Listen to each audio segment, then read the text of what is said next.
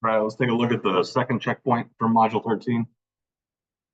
So question one is going to require us to look at some different integral properties. So take a look at what we know here. So we're asked for the integral from 4 to 3 of f of x dx. So can we put that together from what we have here? So we have this other constant a, we don't know the value of, but that's okay. But if we can somehow put an integral together for, what's the integral from 4 to a of f of x dx plus the integral from a to 3 of f of x dx, that will be equal to the integral from 4 to 3 of f of x dx. And there are many ways to go at this. It's very unlikely that all of you will have chosen to do this the way I'm doing it, but that's okay. So what's the integral from 4 to a of f of x dx? We know the integral from a to 4 of this function is 4, which means if I swap the upper and lower integral limits, then I get the opposite of that integral. So that becomes -4. The integral from a to 3 of this function, that's given as 6, which means this integral from 4 to 3 of f of x dx has to be 2, +2. All right, question 2. Now we're being asked to take an antiderivative. So here's what we need to do. Let's do this one at a time. What is the integral of 3 over x dx? We can pull out constants, so let's do that. That's equal to 3 times the integral of 1 over x dx. Is there a function we know of whose derivative is 1 over x? That is going to be 3 times the natural log of the absolute value of x. So the derivative of the natural log of absolute value of x is 1 over x. So this is 3 natural log of x plus c. What about the antiderivative of 2e to the x dx? So again, I'm going to pull out a constant. So this is 2 times the integral of e to the x dx. What's a function whose derivative is e to the x? Well, what's the derivative of e to the x? That's simply e to the x. So if e to the x is its own derivative, then it's also its own antiderivative. So this is 2e to the x plus c. I'll call these c1 and c2. So if I add these together, so c is some unknown constant, c2 is some unknown constant. It's very common when you add these unknown constants together, you just kind of consolidate them and just call it c. So our final option is going to be 3 natural log of the absolute value x plus 2e to the x plus c. Question 3, we got another antiderivative. By the way this is written, it might be tempting to use some kind of quotient rule, which is something we can't, even though we've learned how to do it for the derivative, we don't really have something similar for integrals yet. This is something you'll do in calculus too if you're moving on. But what we can do, we can simplify. We can divide all these terms by x squared. What is 4x cubed divided by x squared? That is 4x. What is 2x divided by x squared? That's 2 over x. And what is 1 over x squared? That's 1 over x squared.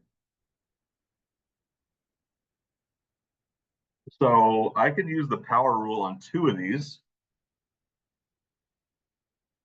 So how do I take an antiderivative of 4x? I'm going to raise the power on x from 1 to 2, and then I'm going to divide by 2. For the same kind of reason we just looked at, the integral of 2 over x is going to be 2 times the natural log of the absolute value of x.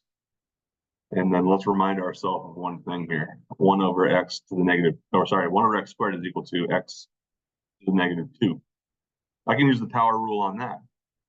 So I'm going to add 1 to that derivative, or to that power. So x minus negative 2 plus 1 is negative 1. Then I'm going to divide by that power.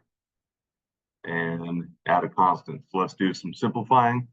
I get 2x squared plus 2 times the natural log of the absolute value of x minus 1 over x plus c. Do we have an option that looks like that?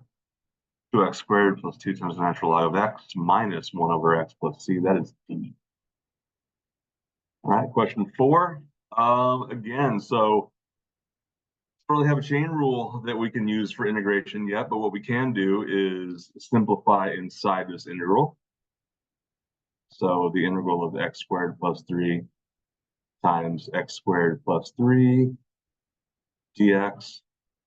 Expand those, and I get the integral of x to the 4th plus 3x squared plus 3x squared plus 9 dx. Let's combine some terms. X to the 4th plus 6x squared plus 9 dx. Now I can use the power rule in all three of these.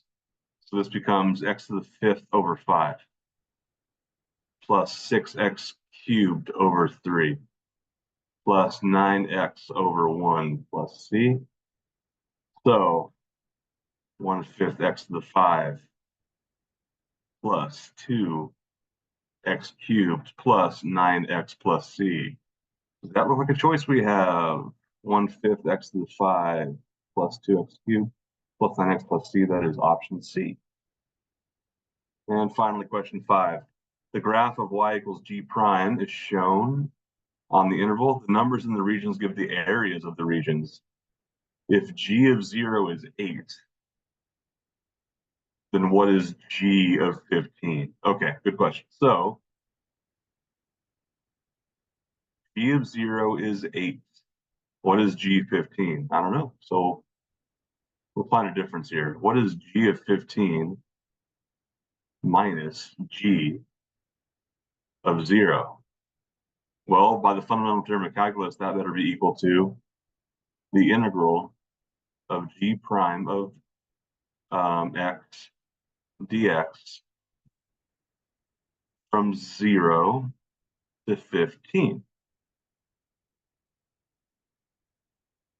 So do I know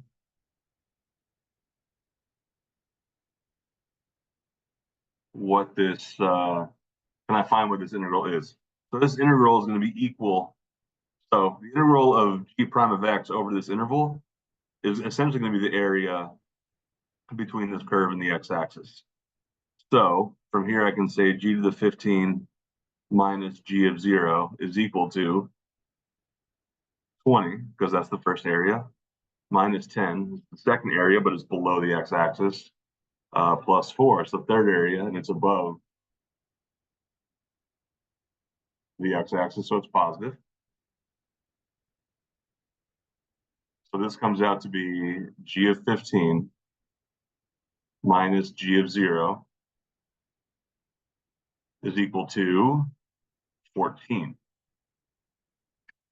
But we're being asked for g of 15. And we were told that g of 0 is 8. So g of 15 minus 8 equals 14, which means that g of 15 is equal to 22. All right, there we go.